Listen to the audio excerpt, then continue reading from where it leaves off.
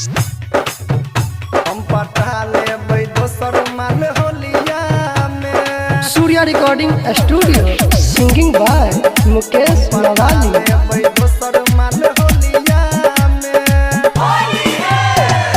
DJ Jyotilal डोलिया में हम पटा लेबै दोसर माल होलिया में।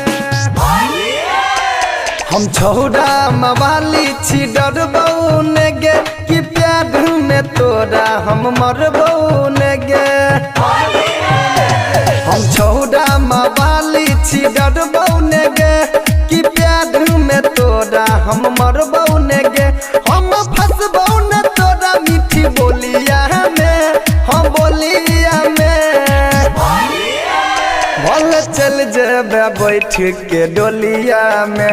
हम पटा लेबै दोसर माल होलिया में। भल चल जेबे बैठ के डोलिया में।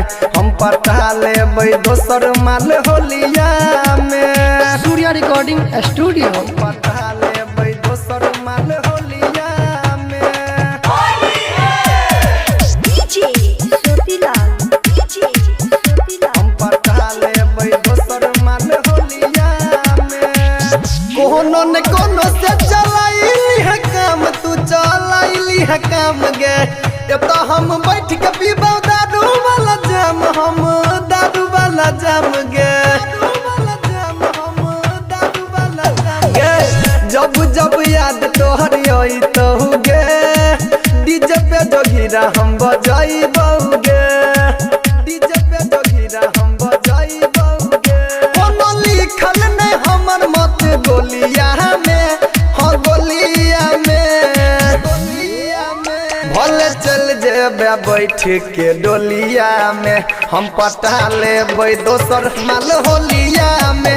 भले चल जेबे बैठ के डोलिया में।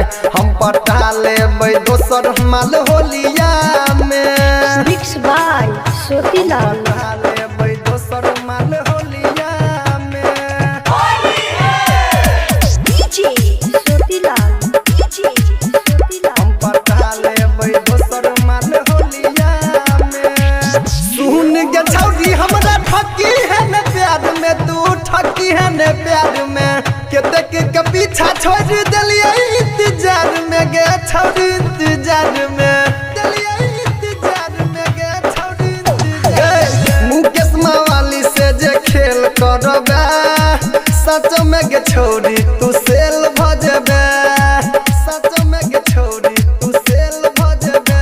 कहो राहुल इन्वेस रही है दुनिया में। हाँ दुनिया में